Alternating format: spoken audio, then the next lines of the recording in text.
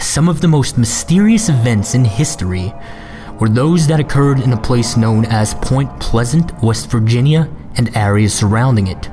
The reasons why the occurrences were so strange were because the events involved a variety of phenomena during the same time period, not just one thing. From UFOs to Men in Black, and even a being known as the Mothman, it attracted a lot of attention. Now, I have a couple of accounts here that I found compiled on a website. I will have a link to this website and all my other sources in the description. These are the set of first encounters with the Mothman. These encounters occurred in the mid-60s. David and Linda Scarberry and Steve and Mary Mallett, a pair of young married couples, were traveling together in the Scarberry car one night. As they passed a World War II TNT factory called the West Virginia Ordnance Works, they noticed two red lights by the factory gate of an old generator plant. More closely, their location was about 7 miles north of Point Pleasant, and they were within the boundaries of a 2,500-acre area known as the McClintock Wildlife Station. When the Scarberrys and Malletts spotted the red lights, they stopped the car, then quickly guessed that the lights were the eyes of some large animal. These eyes glowed. Roger Scarberry later reported that the animal was shaped like a man, but bigger, maybe 6.5 or 7 feet tall, with big wings folded across its back. At the time, the 4 individuals in the Scarberry car were all terrified, so the driver drove the vehicle along Route 62 with the strange, oversized but man-like creature in apparent pursuit, while the car sometimes reached speeds in excess of 100 miles per hour. The driver continued to speed along with the winged creature following closely until the car almost reached the city limits of Point Pleasant. Then, it vanished.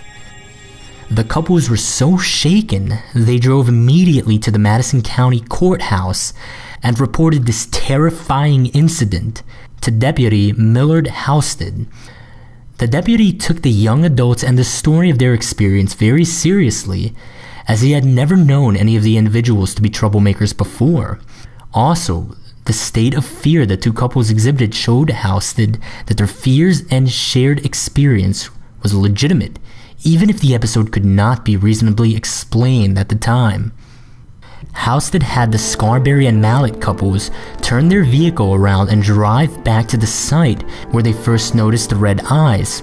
Housted followed the Scarberry vehicle and nosed around the site of the out-of-service old TNT factory, but found nothing amiss and no trace of the creature. Aside from the widely publicized accounts which circulated quickly about the Scarberry/Mallett Mothman sightings, Newell Partridge had an experience with a set of strange, glowing red lights in his fields near Salem. This event occurred more than 100 miles northward of Point Pleasant. Partridge's dog Bandit disappeared on the night in question and was never seen again. The dog's behavior that night was described as strange. Bandit was acting up. No explanations exist to this day about what happened to Bandit after the shepherd dog dashed out into the field. Weeks later, after the freaky incident, Partridge would tell friends and family quite often that he would not be surprised to someday find the body of Bandit expired somewhere nearby. Partridge attempted some searches for his trusted companion several times in the weeks following the sightings of the lights, but he never found Bandit. No signs of Bandit ever turned up. The sightings of the so-called Mothman were not the only things that happened. Lights had been spotted around the skies of that particular TNT plant, and cars would stall along the road without any explanation. There were even reported cases of poltergeists. Locked doors would open and close sporadically, and there would be strange sounds within houses, as well as voices that were not explainable. But the weirdness of it all did not stop there. There was a reporter named Mary Heyer who was the Point Pleasant correspondent for the Athens/Ohio newspaper The Messenger. She wrote a lot about these local sightings. After one very strange weekend, she had over 500 phone calls from people who said that they saw strange lights and strange things in the sky. During one night in January 1967, she was working late in her office in the county courthouse, and a man walked in the door. He was described as very short and had strange eyes that were covered with thick glasses.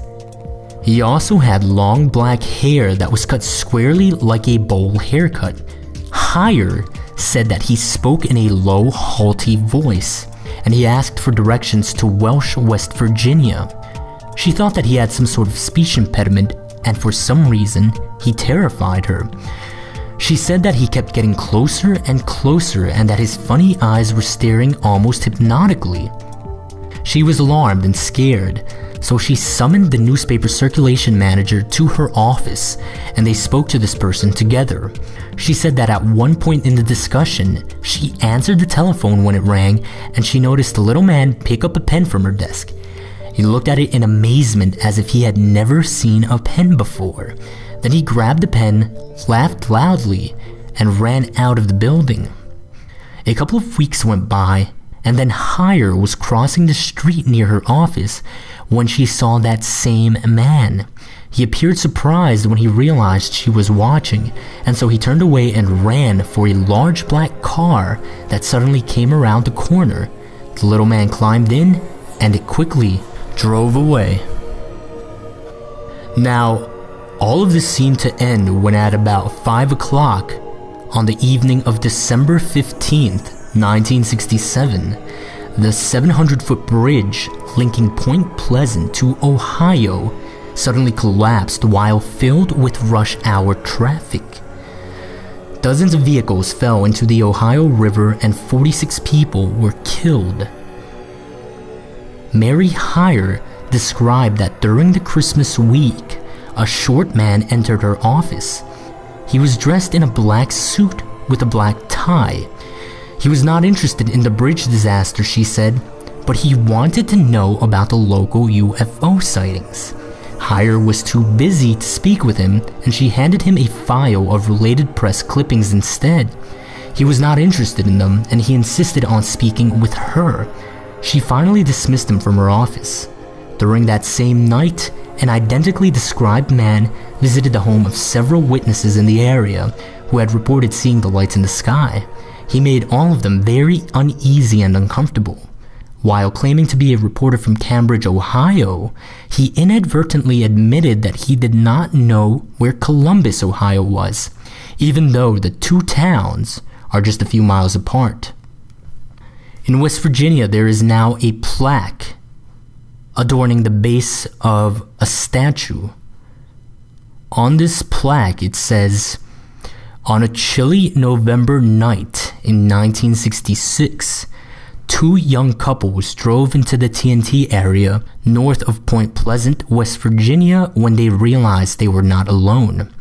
What they saw that night has evolved into one of the great mysteries of all time. Hence, the Mothman legacy began. It has grown into a phenomenon known all over the world by millions of curious people asking questions. What really happened? What did these people see? Has it been seen since? It still sparks the world's curiosity. The mystery behind Point Pleasant, West Virginia's Mothman."